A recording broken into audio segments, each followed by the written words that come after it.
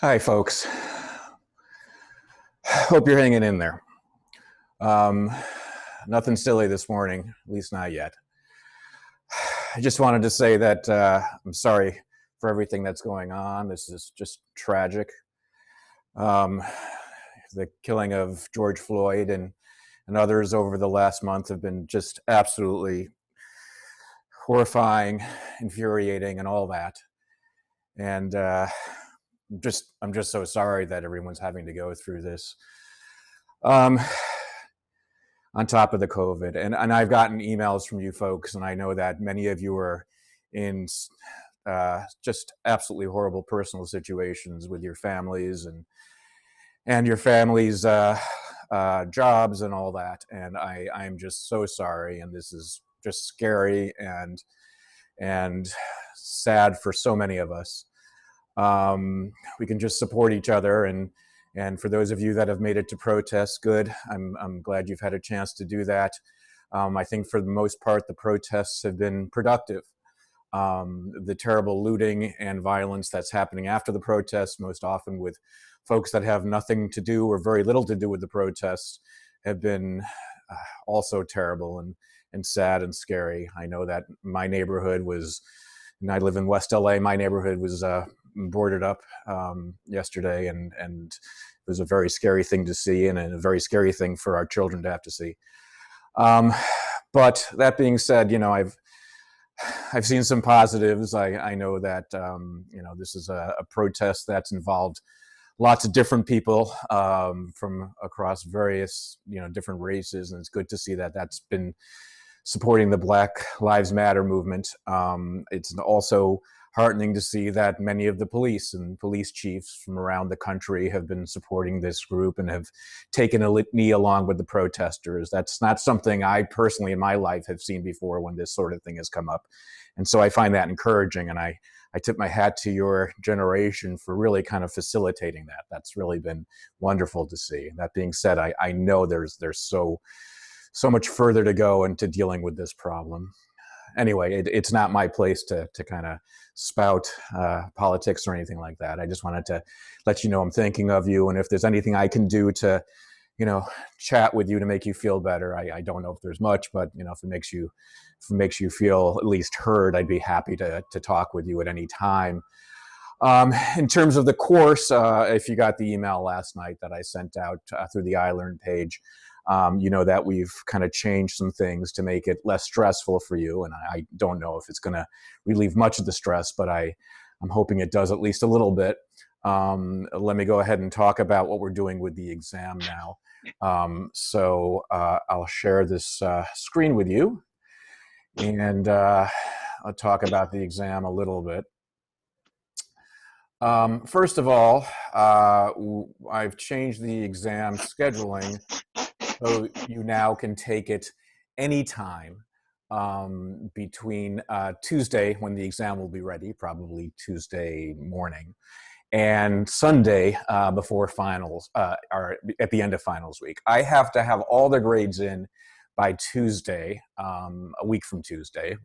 So I'll need the test to be completed Sunday night, so I can, you know, score the exams, make sure there's no problems, all that sort of thing. That will give me a full day Monday to get the grades ready and then submit on Tuesday. So that gives you 5 days, and that should help. That should help those of you that are you know, trying to deal with multiple final exams and papers and things like that, and also gives you more time to study. And you can take the exam anytime you want online. It will be time for 80 minutes. It'll be the same format as last time, so you should have enough time. The other thing I wanted to say, and this is something I did say on the email last night, is if it is still, you know, if it's still too overwhelming for you and you would like to take an incomplete in the course, that's absolutely fine. No questions asked. I don't need a reason. Just send me an email and I'll make sure I acknowledge that I'm giving you an incomplete when I submit the grades. I will probably be doing that for individuals who don't take the exam before that time as well, regardless of not of whether you contact me, because I realize that it can be, you know, kind of hard in this situation to contact me specifically about that, but it would help a little bit. But I'll give it anyone an incomplete that doesn't take the exam. Now, that being said, we've been talking a lot with the other faculty in the department and the department chair and other administrators in the university, and we should let you know that if you do take an incomplete, you should absolutely make sure that your particular financial aid situation or situation with your major is not affected by taking an incomplete. I think for a course like this, for Psych 49, most of you will not be affected by taking an incomplete towards your major. So it's an elective course. I don't think it will affect your major requirements. So this is not a prerequisite for anything really. So that's good. But financial aid is something you should look into. And for those of you that are taking incompletes, it could be that you'll need to take care of the incomplete before fall quarter. When financial aid is then, redistributed, you should absolutely look into that possibility. You can, of course, take the exam anytime in the summer to fix that incomplete if you want to do that. I just want to make sure that you look into it, maybe talk to your academic advisor or something like that. I don't know your personal situation, so I can't advise you on that. I'm just saying if you decide to take an incomplete, which is fine with me, do look into it for your financial aid and major ramifications. What are the ramifications for those two issues? Okay, let me just go through what the exam will cover, and then I'd be happy to take questions about anything at this point. Okay, so it will be all the lecture material since the last exam, and I think I'm going to have to do the same thing again on Thursday, where I have to teach a double course, a double class. Again, you're not required to watch that lecture. There's not going to be anything in that second lecture next week that will not be already in the book or on the slides or in previous videos that I've made available to you or anything like that. But I just want to give you a chance to know what material to concentrate on. So I'm going to probably have to do a double lecture on Thursday. And, I know some of you can hang on and watch and some of you can't. That's fine. You can watch at your leisure. It will also include all the discussion section material since the midterm exam, which actually includes touch and the touch illusions like the rubber hand illusion. So just to remind you, you actually did have a discussion section right before the midterm on that Tuesday. So that discussion section that we had right before the midterm will be tested on this final exam. Don't forget you had a Helen Keller video, and if you haven't watched it, please do watch it. There will be at least one question derived from that video. Also, you had sections on facial attractiveness, and then yesterday on multisensory attractiveness and synesthesia, which will also be tested on the final exam. All the book material from chapter 6 through the epilogue. There is a little epilogue at the end that just kind of summarizes everything. Read through that. I won't have a chance to cover that. And also that last chapter before the epilogue, I probably won't have a chance to cover much of multisensory perception beyond the multisensory attractiveness and synesthesia. Make sure you read that because there will be some questions from the text that will not be covered either in lecture or discussion section. Same format as last time, open book. You need to take it alone, of course. We don't want people Zooming the exam together. We want to see your work. But I need to remind you that just because it is open book doesn't mean you should not study. It's critical you study. In order to be able to finish the exam. Being able to use your notes is fine, but the exam is limited to 80 minutes. And so you won't have a chance to look up all the questions by any means, okay? There will be a review session on Monday. I believe the TAs are now discussing the time of that review session. It looks like it will be in the afternoon. I just heard from them this morning, and they said they're still kind of firming up the time in the afternoon that works for all of them, but that will be Monday afternoon. And whatever time it is, it will be recorded, so if you can't make the review session, they will be posting that video so you can watch it later on in the week if you wanted to take the exam later. Okay, so let's take questions now on the exam. Anything else, I'd be happy to talk to you. So let's do this and look at the chat. Okay, so the exam will, yes, Aida, the exam, I guess the dates are, I don't have a calendar handy, but you can take it anytime between the 9th and the 14th, midnight on Sunday.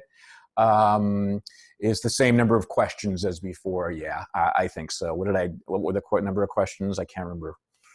Was it 60? I don't know. Whatever I did last time, I'll do this time. So, you know, you should have enough time in the 80 minutes with no problem. So it was 60 questions. Thanks, Sumir. So, yeah, that it is the same format as last time.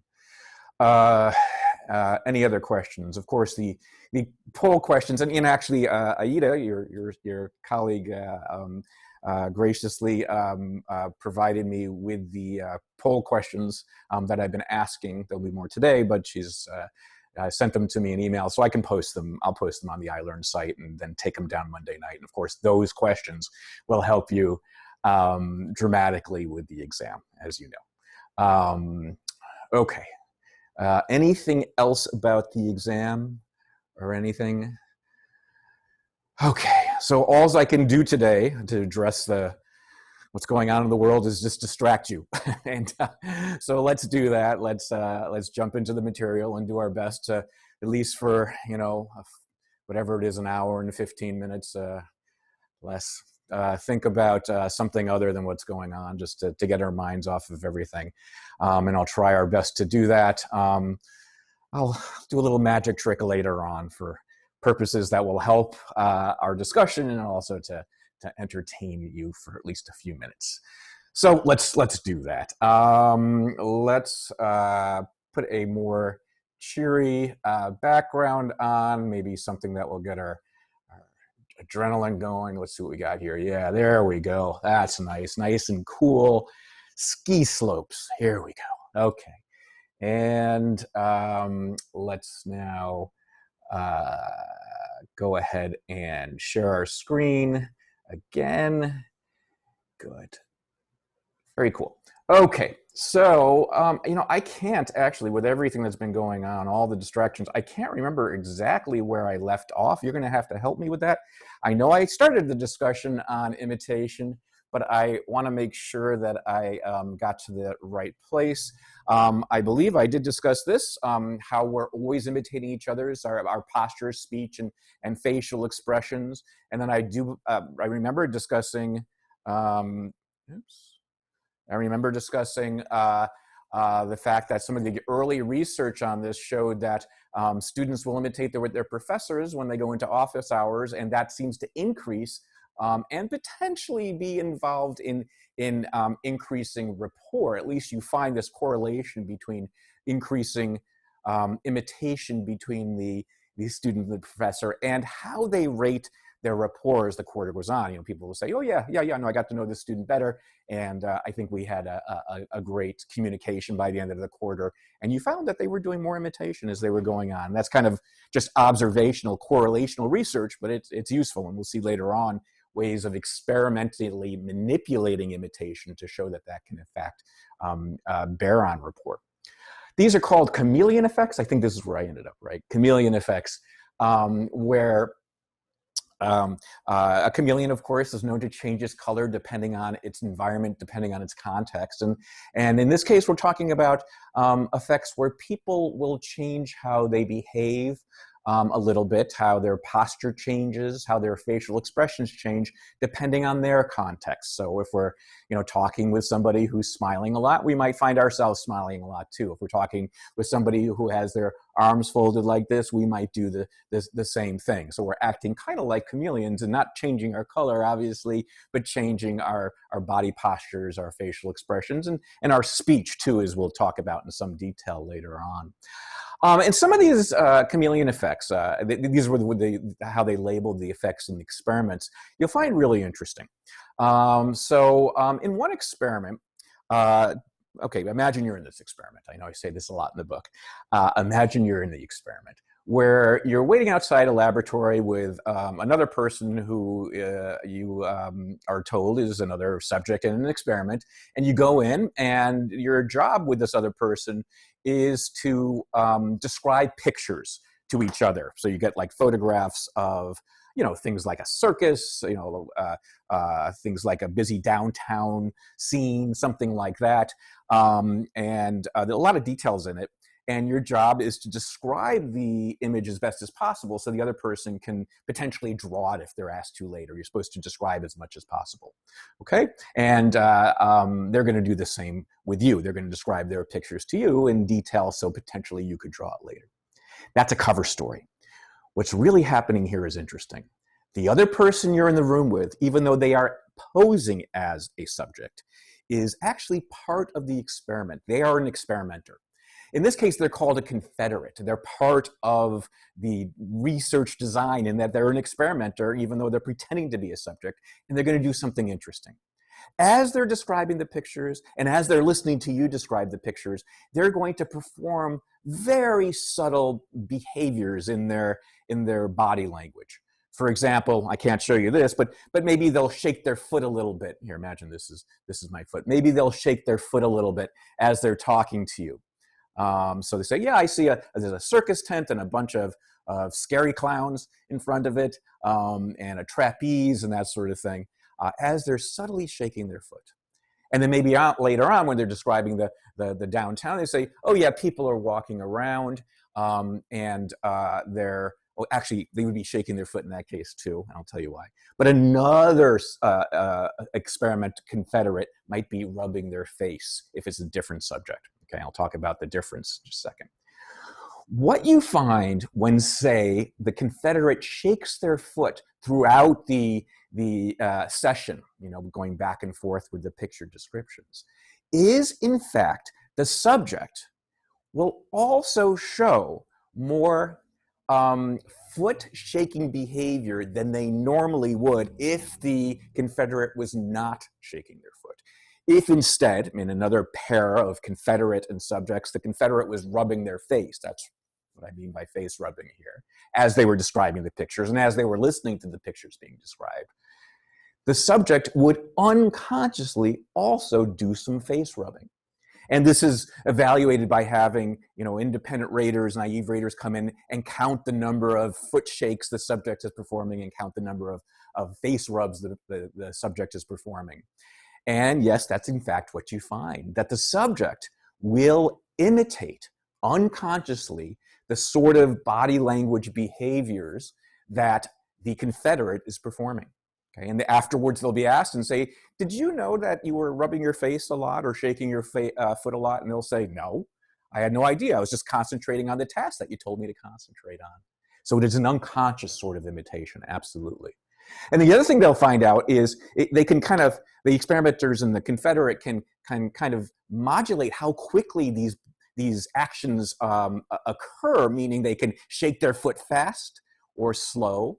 They can rub their face more vigorously, faster or slow.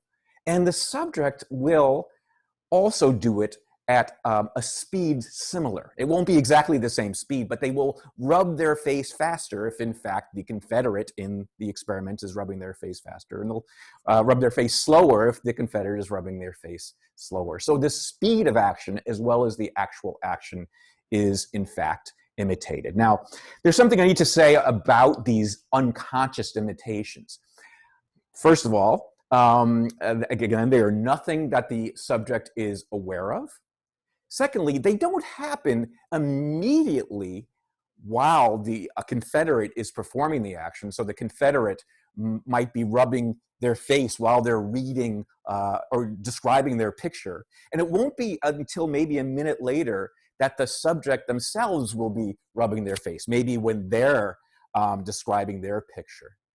So it's not like this immediate imitation. It's not like, the sort of imitation that you used to do with your siblings to annoy them when you were little. At least my kids did this. I'm pretty sure I did this with my little brother, where, you imitate them immediately when they say something, or they're in the car and they're looking out the window and you imitate them looking out the window. I mean, that's the sort of thing we used to do with our siblings. It's not like that. It's not annoying. It's something that occurs in a delayed manner, and it's usually very subtle. These are all very subtle imitative behaviors we're talking about. It's very, kind of similar to what you see,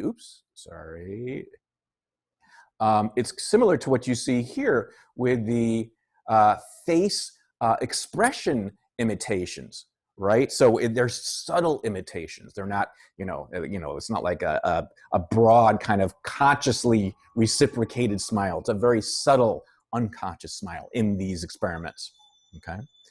What else do we imitate? Well, I talk about this in the book, and I think this has now been replicated. There is evidence that when we're watching somebody exerting themselves, say watching a video of somebody on a treadmill running and starting slow and speeding up over the course of time, and therefore their breathing would speed up, of course. You do find people passively watching the exercise subtly increasing their breathing too.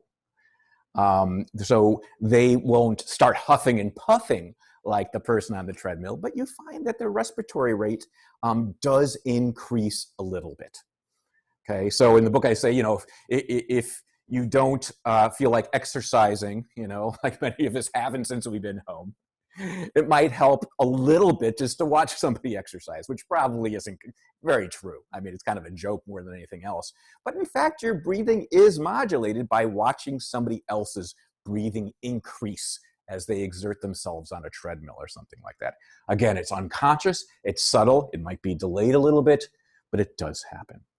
And one other thing I wanted to say at this point, we're going to talk a lot more about imitation. I think it's fascinating, and I know a lot of other folks too, is for this to occur, for us to imitate unconsciously, kind of reflexively, another's behaviors. In almost all cases, it does need to, this is important. Okay, let's take that back, rewind. One other thing I need to say, and this is really important. I'm familiar a little bit with this research because of my wife. Eating amounts. Okay, so my wife is a real psychologist, unlike me. She sees patients, and in fact, she's Zooming with a patient right now as I'm doing this. It's a whole Zooming family right now, and she specializes in eating disorders, which I'm sure is a real issue for young people, especially in Los Angeles.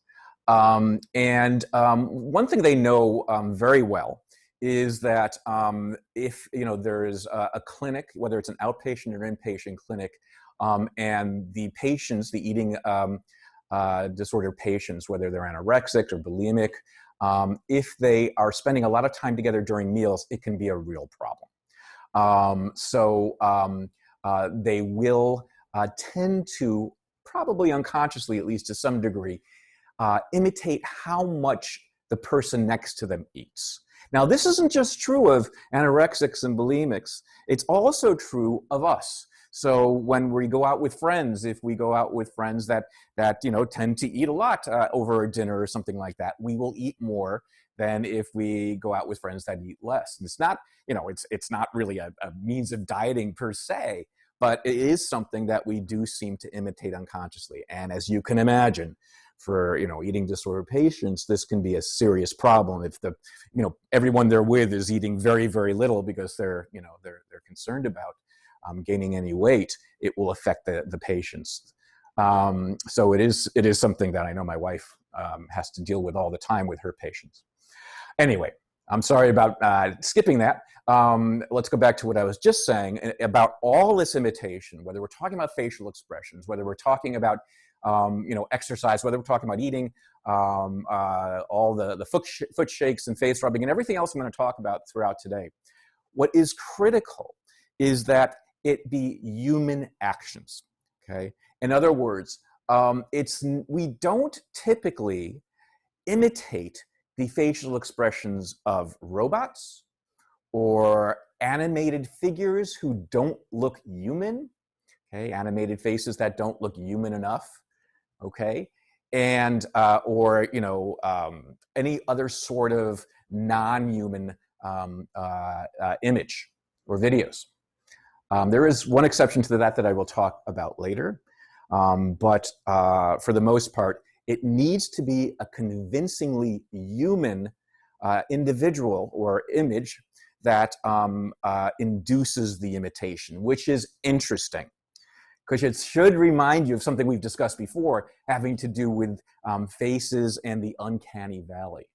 And there is some idea, and I don't know if I say this in the book, but I do know there's a little bit of a literature on this, that one of the ways that we tune in to faces and whether a face is real or not is we might actually use our imitative tendency to refine our perception.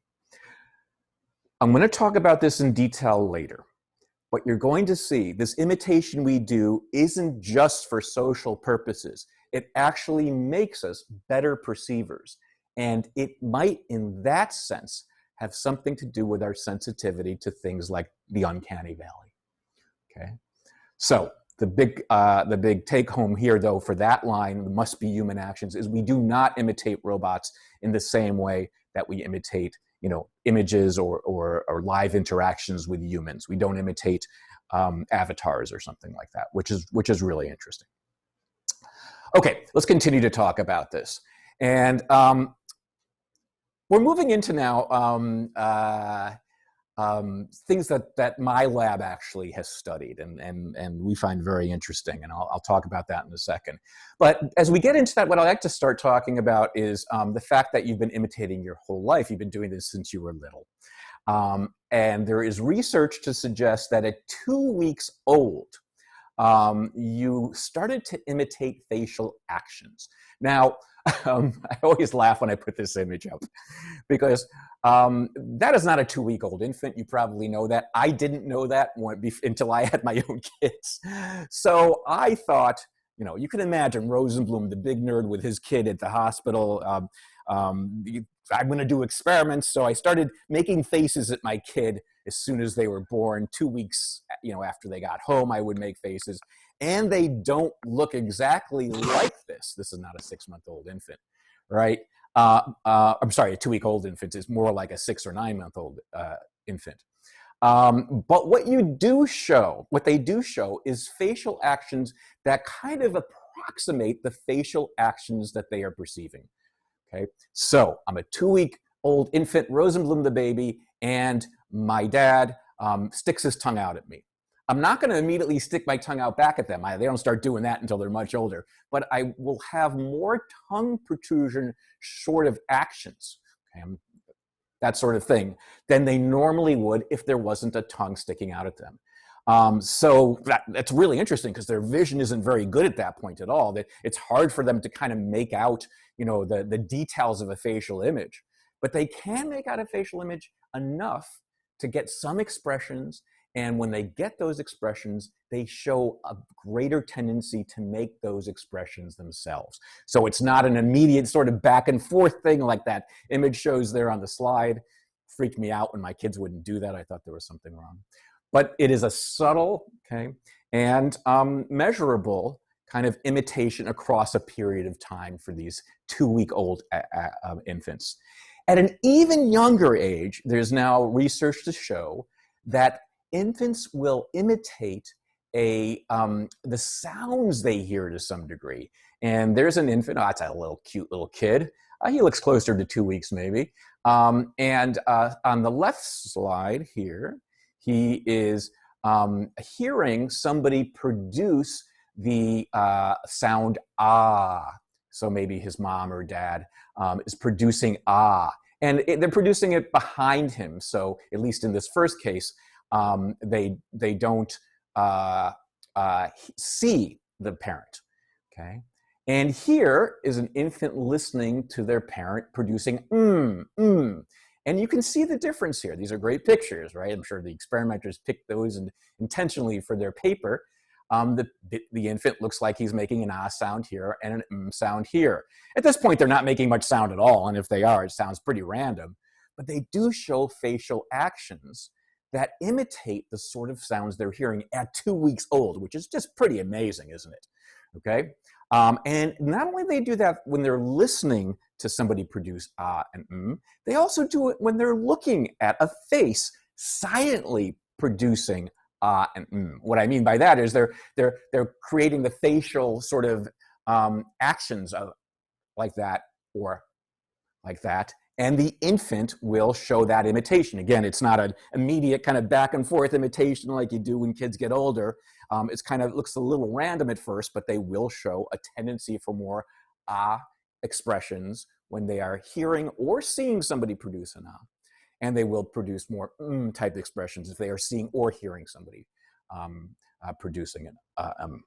So yes, at a very early age, we seem to be imitating facial expressions and sounds that are associated with speech. And in fact, so far we've been talking about kind of body language sort of imitation and facial expression imitation, but one of the places it's studied almost as much is related to language.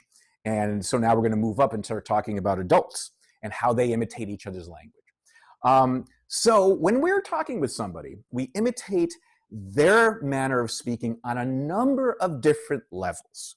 We imitate the words they use. So we will borrow words from them. And you know, you can imagine doing that. It's easier for your brain to kind of use a word that you've just heard rather than search for a different word that means the same thing. We use the syntax, meaning we will share the same word ordering in our sentences. So you probably know a little bit about active versus passive voice, right? So the boy hit the ball versus the ball was hit by the boy, right? Boy hit the ball is active. The ball was hit by the boy is passive voice. If somebody is using a lot of active voice, you know, meaning that it's a you know, the noun comes before, we'll do the same thing. On the other hand, if they use a lot of passive and say, you know, a lot of their sentences are like the ball was hit by the boy, we'll do the same type of thing as we're interacting with them. The rate, which is something you might have noticed before, if you're talking with somebody from the Northeast, New York area, like me, you might find yourself, being a Southern Californian, kind of moving your rate to a faster speed that would be a little more natural for you. Sometimes you notice this, sometimes you don't. Probably more often you don't.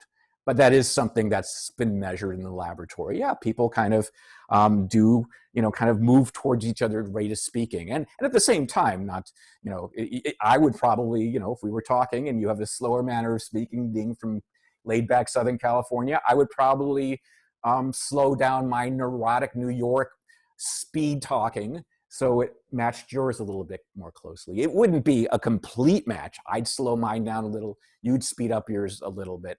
You know, we wouldn't be talking the exact same rate necessarily, but they'd move towards each other, which is interesting.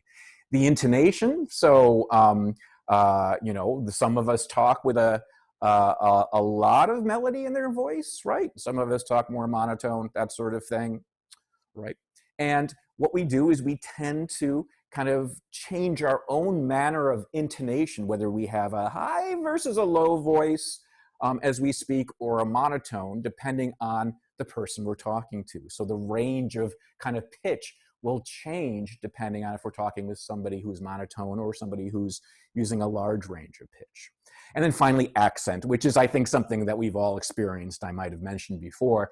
If we're talking with somebody that has a thick accent, you know, whether from Central South America, whether from Asia or something like that, we sometimes find ourselves kind of imitating that accent, often embarrassingly, right? So, oh gosh, that's embarrassing. And it's something that happens every once in a while, especially if we're talking to someone for a long time and we're really trying to convey, you know, some important information. We might find ourselves imitating their accent, which is really interesting. Now, all that's true about language. Again, these are unconsciously done, these imitations. They are subtly done. We're not talking about the, you know, kind of explicit imitation they do when they imitate folks on Saturday Night Live. And it's often a little delayed. It's not an immediate thing like you used to do with your siblings. It's unconscious, subtle, and delayed. Okay, all these things. And it's not only true of those aspects of speech, it's true of what I find my lab really interesting. It's true of the fine grain aspects of speech. And here's why I find this. So what I mean by fine grain aspects of speech, I'm talking about the way as we speak, we're stringing together our vowels and consonants. the way that we produce different consonants. That's what I mean by fine-grained aspects of speech. And the reason I'm interested in that was that that's the kind of speech perception research we do in my laboratory. But also, it's the sort of speech perception we can't really imagine having, willful control over, right? You could imagine that, you could imitate somebody's speaking rate or words syntax, the intonation, right? That sort of stuff, the accent certainly, consciously, that we could mean to do those things. But what we probably have very little conscious control over, willful control over, are these fine-grained aspects of speech, which are also imitated. So let me give you an example to make this very clear. If you produce the two sounds pa and ba, okay, like in the context of the syllables pa versus ba, the initial sound, the P versus the B sound, are very similar, right? They really are very similar. What distinguishes them is a feature called voice onset time. And it's a tiny bit technical, but I'm just going to make it intuitive for you so you appreciate what's going on here. Okay, so pa versus ba. When you make a pa sound, what happens as you articulate it, and this is showing it right here, here is pa. What this is showing is how your lips change and your vocal cords change as you make these syllables, okay?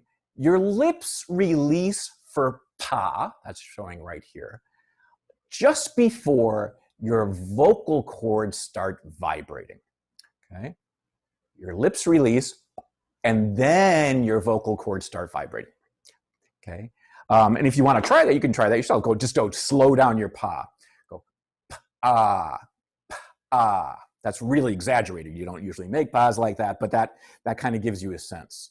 Versus when you make a ba sound, and here it's showing, when you make a ba sound, your vocal cords actually start vibrating a little bit before your lips release, that your lips open. Okay, well, that's what I mean by release. If I said that before, I'm talking about lips open and closed. So for ba, your vocal cords start vibrating before your lips open.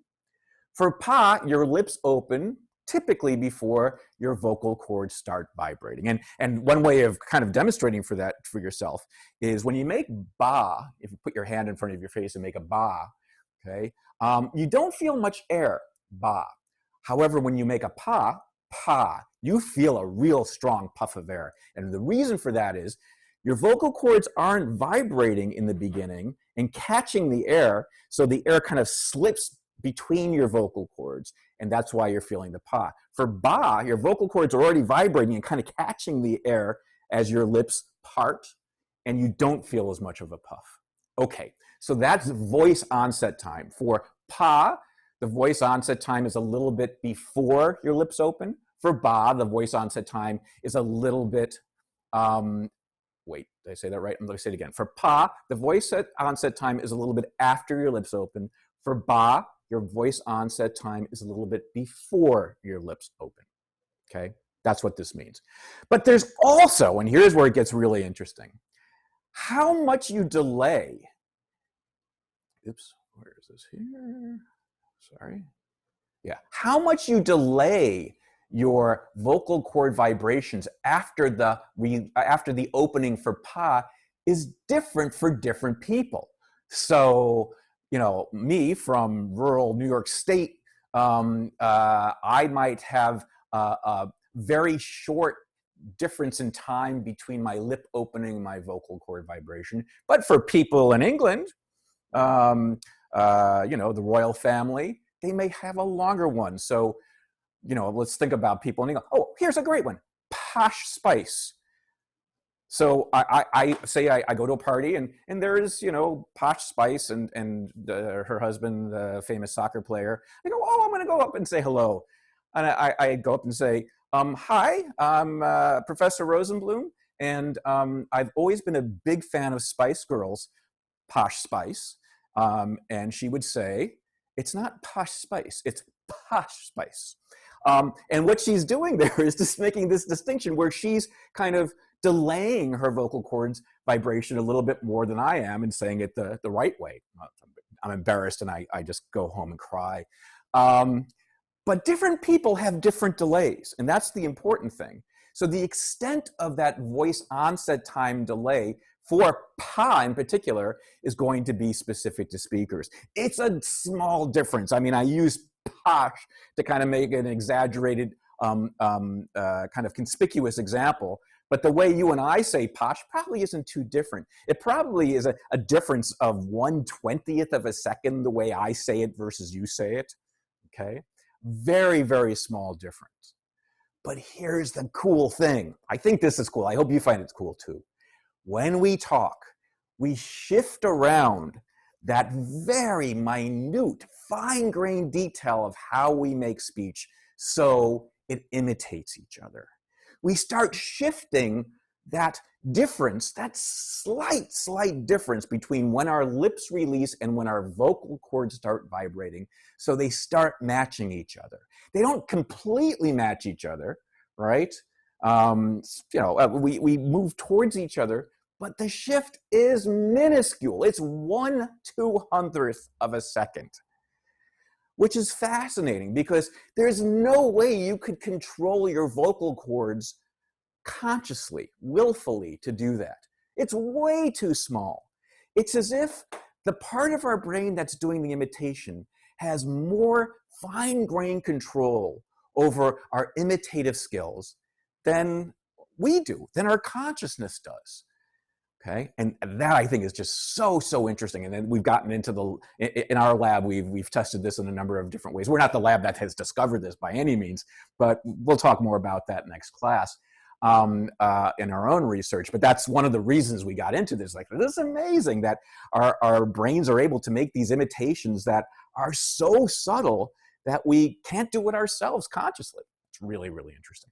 Okay, break time? Oh boy, yeah. I should have taken a break a little earlier. That's okay. And we'll quickly see if there's any questions. Oh, there's lots. Good. Oh, I love this. Good.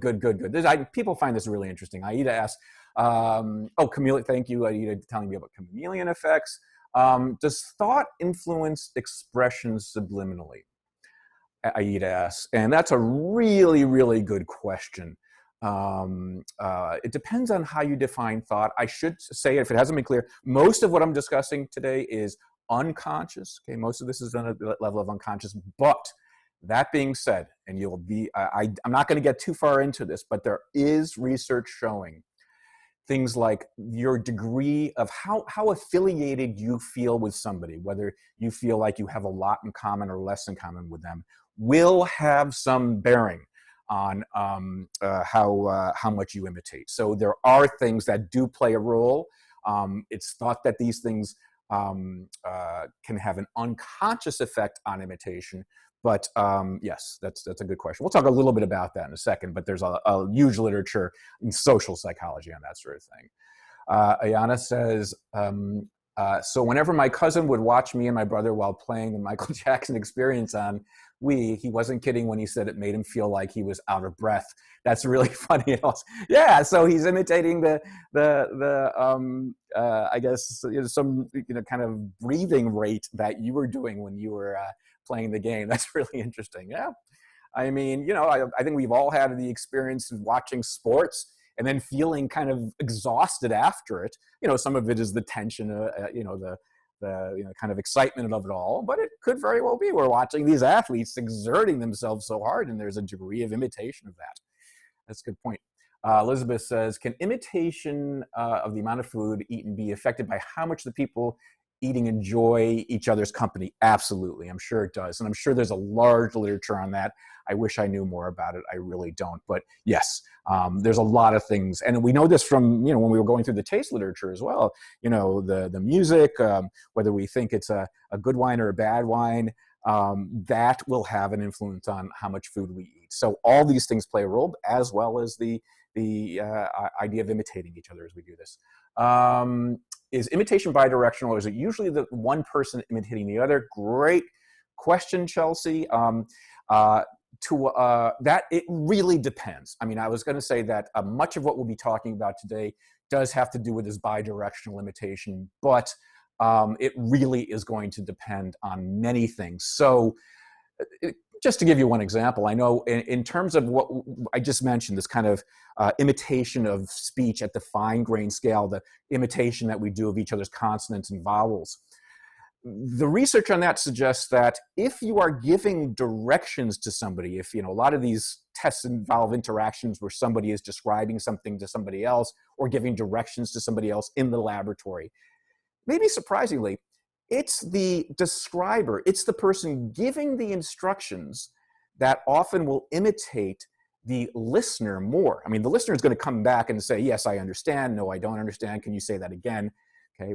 The person giving the directions will actually, I guess, unconsciously, their brains will make more of an effort to actually imitate than the person listening, which seems a little counterintuitive, but it's a very interesting issue. Because people laugh. That's Ayana says, that's crazy because people tell me that my laugh or voice sounds like my best friends a lot. Yeah, that's really interesting. And I'd be very interested to see if there is research on laughs, whether we imitate each other's laughs. I'm not a social psychologist. I haven't looked into that literature very much, but my intuition is yes, absolutely, that we do imitate each other's laughs to some degree. Even coughs, Yana says, possibly. Yawns we'll talk about in a second. Okay, finally, Nicole asks, is specific human actions and imitation the reason why we tend to yawn? Yes. Yawns we will be talking about in just a second. That being said, and she says, when we see others yawn, but not when we see animals yawn. That actually, my intuition was that we don't imitate our dogs yawning, but there is some research to suggest we do, and that dogs imitate us yawning sometimes. I don't know where that stands, but we'll talk about it in a few seconds. Okay, I find myself, Alexandra says, I find myself using words and phrases my friends use. Yep, absolutely. I mean, sometimes we are made conscious of this. Sometimes, like, I'll be talking to somebody at a party, especially if I'm first trying to get to know them. I'm kind of trying to concentrate. I'm trying to, make myself entertaining and engaging and all that sort of stuff. I will sometimes be conscious of that. Yeah, absolutely. Okay, good. Let's do a question very quickly. Yeah, let's do a face one. Let's do a face one. Since we're just getting into the imitation. We'll do an imitation one in a second. But this I think you'll find very easy. So here's the question. It has to do with the issue of faces fitting our personality. And so why, according to what we discussed, why might your face fit your personality? Okay, that's the question. A, self-fulfilling prophecy, and hopefully you remember what that is about. I'll tell you in a second after the question. Secondly, expressive habits. C, both A and B are reasons. Or D, none of the above. None of them have to do with why your face might fit your personality. Okay, let's see how you do on this, and then we'll talk about it.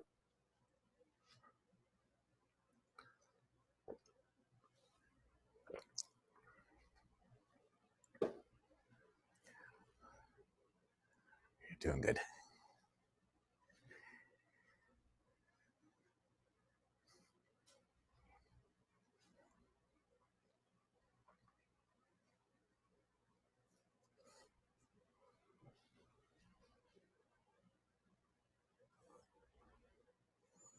All right, I think we're almost got everybody in there.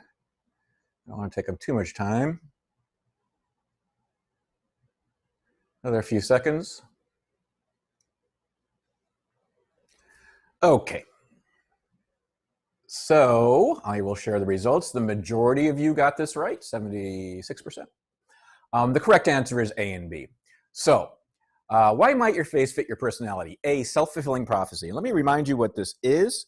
That's the idea that maybe the type of face we are born with, if we have maybe a sad-looking face that is sad by its own structure initially, what might happen is people might treat us as a more sad person, and that could play a role then in how that could play a role in our personality, which then kind of affects our face circularly, right?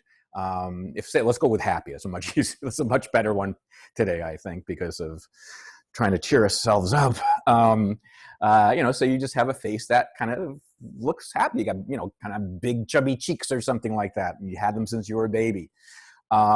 People might kind of approach you like as if you're a happy person, and that's going to play a role in your own personality, which then is going to, in turn, probably have an effect on your face. You're going to be smiling more, and that is kind of like your personality and your face are kind of growing into each other. But the other way that can happen is certainly expressive habits. That's kind of part of the story here, where the more you smile, the more that's going to have an effect on the structure of your face. And remember, that's one thing that we talked about when we were discussing personalities, that faces are going to reflect the type of exercise they get, right? Just like, you know, your muscles reflect the type of exercise, your muscles on your arms reflect the type of exercise they get. The structure changes as we get more exercise. That's going to happen with our face. So even then, when you are standing still and not flexing your muscles, you show a different structure by virtue of exercise. The same is true with your face. Okay, so people can tell, people might judge you have a more happy disposition because the structure of your face reveals that you've smiled a lot. So the correct answer is both A and B. Okay, good. Great. We got a lot to talk about, so I think we should just kind of, oh, all right, we're done. All right, okay, good. We can just go ahead and continue talking. Is there anything else? Good. All right, let's do that then. Let's continue talking about imitation. And what I'd like to talk about now is we're going to get down to some of the nitty-gritty of the social aspects of imitation.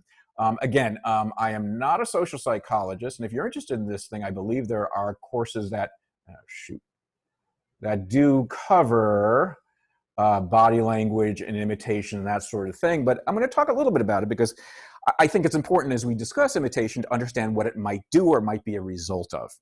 And what I'm claiming here on this slide is that imitation actually might make you a better person, especially being imitated. And here's what I mean.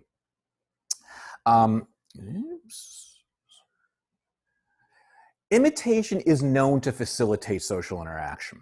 Okay, and it's kind of, you know, it's something that we've kind of implied as we discuss the professors and the students' rapport increasing as we increase the interaction, and the more interaction occurred, the more imitation, the better the rapport they felt. Of course, that's a correlation, so we don't know, you know, if the imitation is helping the rapport or the imitation is just kind of a byproduct of the rapport.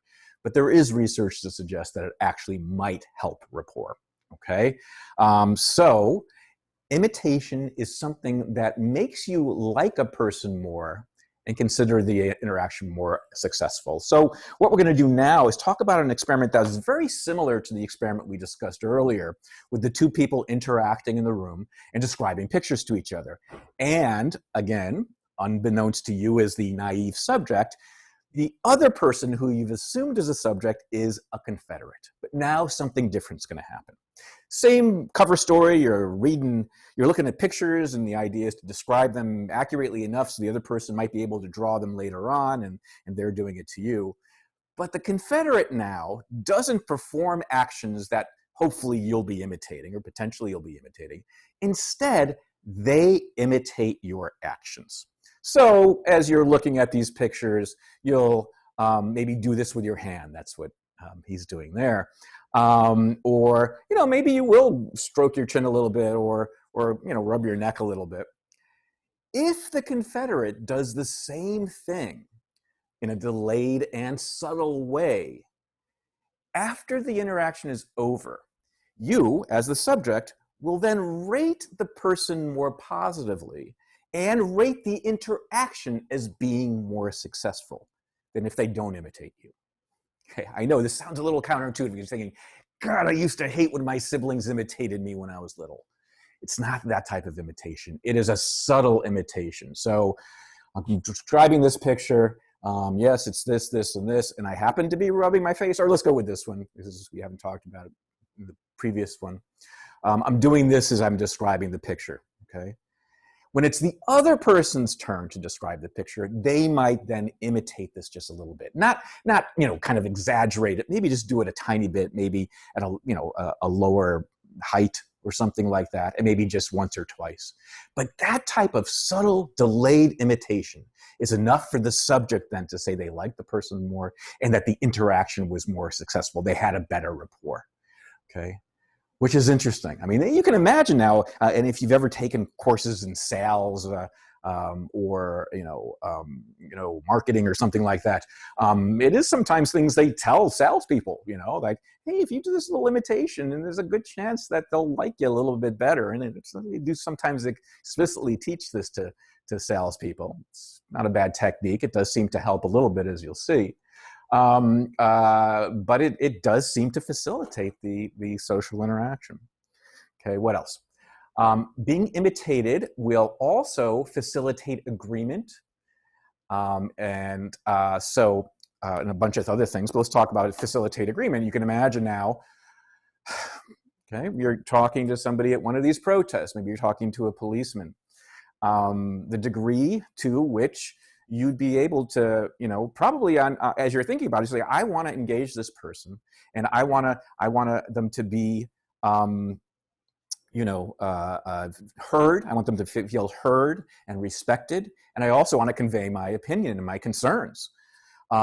If you are imitating, whether it's consciously or unconsciously, their body language, their manner of speaking, there's a chance that might actually facilitate more agreement in a discussion. Seeing the policeman taking a knee, which is something, I was happy to see that was occurring, taking a knee along with the protesters. That's an example of a very kind of conscious, kind of explicit sort of imitative action. But boy, it's powerful, right? Boy, it makes a difference. And then the subtle sort of imitation that we're talking about now also makes a difference in terms of facilitating more agreement during arguments or discussions. Other things, well, waitresses that come in and will do a little, they're kind of taught to do a little bit of imitation of the patron's talking style, and they'll repeat the orders in the same manner that the patrons gave the orders. That tends to increase their tips, and this is where the sales things comes in. It tends to enhance the product enjoyment if, in fact, you're handing out samples. So, saying I've got a new power soft drink or something like that sometimes you come upon in the grocery stores. If the person is doing a little bit of the subtle imitation, you will end up rating your enjoyment of the product a little bit higher. It's a subtle difference, don't get me wrong. It's a very subtle difference, but it does seem to make a difference in your enjoyment of a product if the person providing the product is, in fact, doing a little of this subtle imitation. Okay, and the avatar thing, I'm not going to go through in any detail here, but it is something they are considering in, kind of automatic, like the telephone systems, when you call in to talk to somebody, it's I don't know, at your cable company or a healthcare company or something like that. They have considered ways of possibly making these voices do a tiny bit of imitation of your own by kind of tracking how much intonation, whether you're a kind of quieter talker, louder talker. They are things that are being considered in the context of communication systems, whether it's video communication, Zoom communication, that sort of thing, with an animated face or just a synthesized voice or recorded voice, as you're often hearing when you make these calls to companies. Okay. Again, and I've said this a number of times, but let's get it in our notes here. This imitation can only be effective if it is subtle, smooth, okay, and delayed. It is not like your siblings, okay? In these contexts, the Confederate, the salesperson, the waitress, they are going to, it's only going to be effective to reach these sorts of benefits if it's a subtle and delayed sort of thing. It has to look natural too. That's what I mean by smooth. It has to look natural. It's not like all of a sudden they're doing something that's conspicuously like what you're doing. It needs to stay at an unconscious level.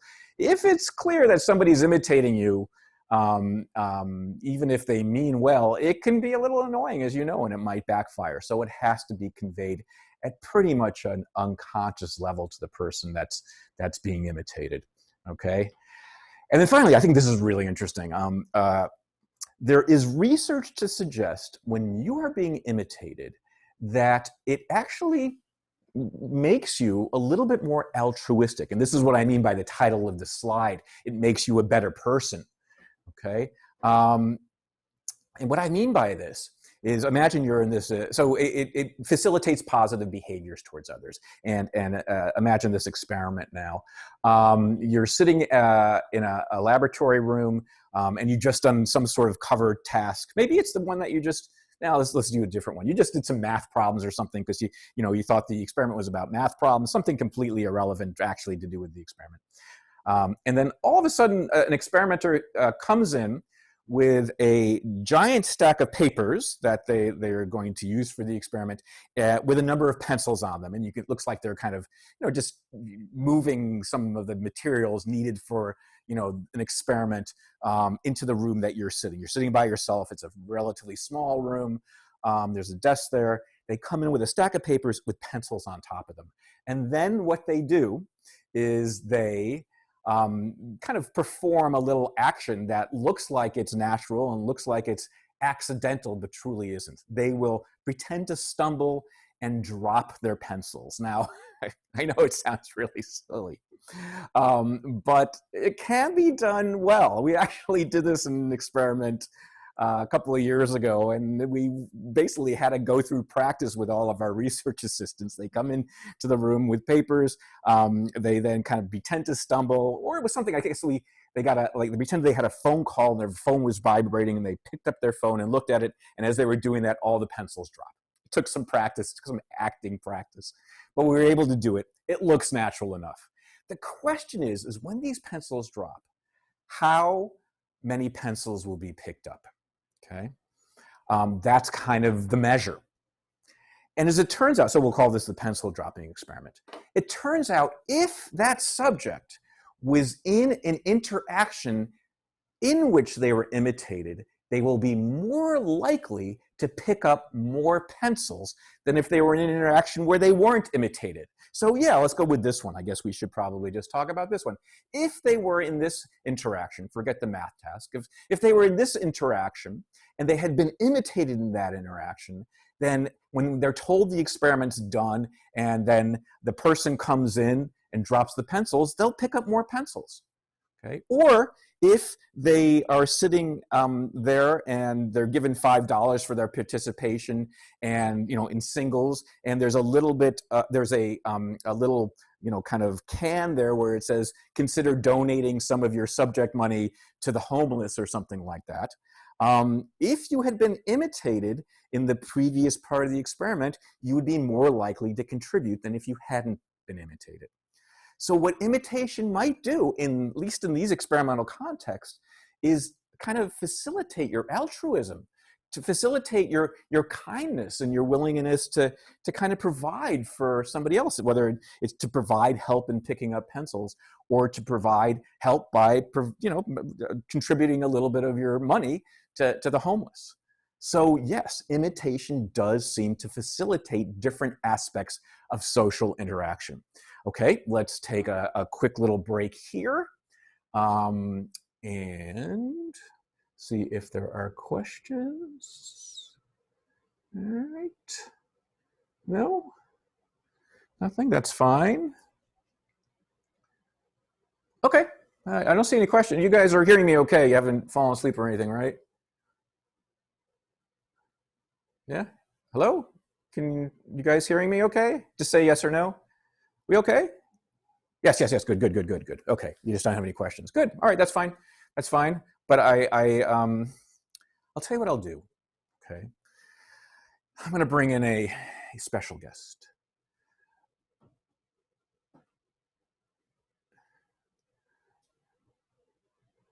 Yeah. I'm going to bring in a special guest here. Who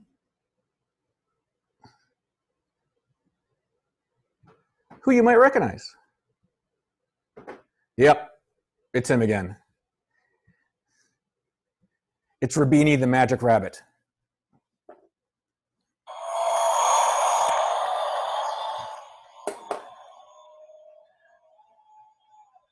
Okay, I'm going to do a little magic trick for you now. And we're going to be talking about this magic trick. Probably it'll have to be next class, but you're going to see why next class, why this is a good trick to do for you. So look what I did, or look what Rabbini did. He set up a little magic table here. Is this going to work? Is it looking okay there? Yeah, it looks okay.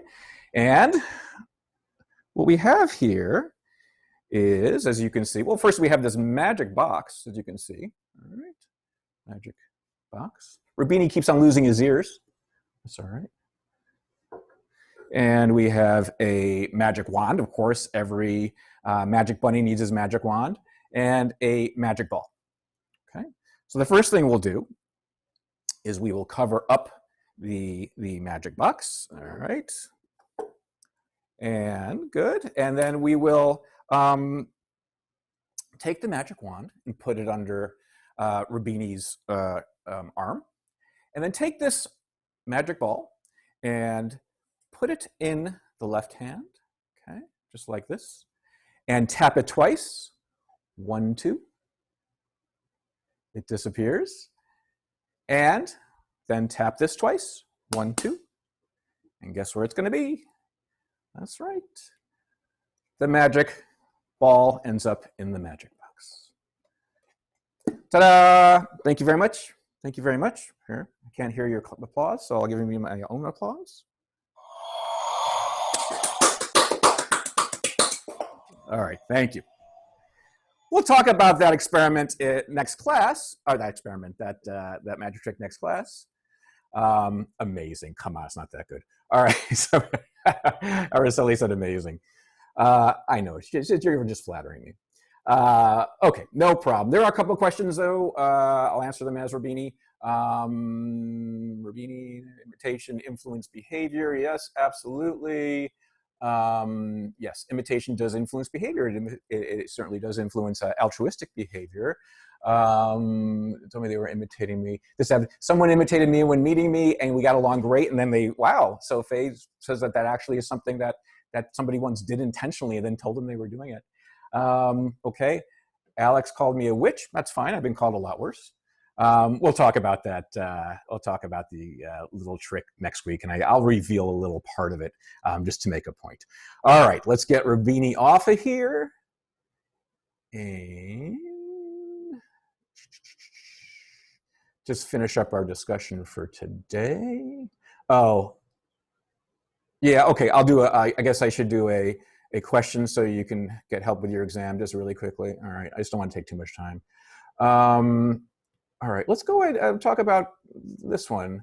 Yeah.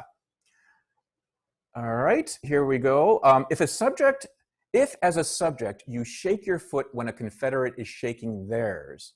Okay, so this is an experiment we just talked about. If as a subject you shake your foot when a Confederate is shaking theirs, you're demonstrating A, an inadvertent imitation, B, a chameleon or the chameleon effect, C, the McGurk effect, or D, both A and B. Okay, if as a subject you shake your foot when a Confederate is shaking theirs, you're demonstrating A, inadvertent imitation, B, the chameleon effect, C, the McGurk effect, D, both A and B. There you go.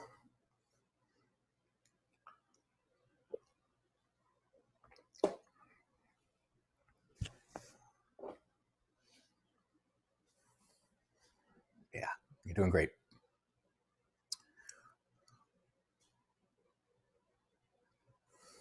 I'm going to give you a little less time this time because I want to make sure we can get through a whole bunch.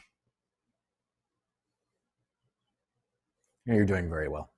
It shouldn't be too hard.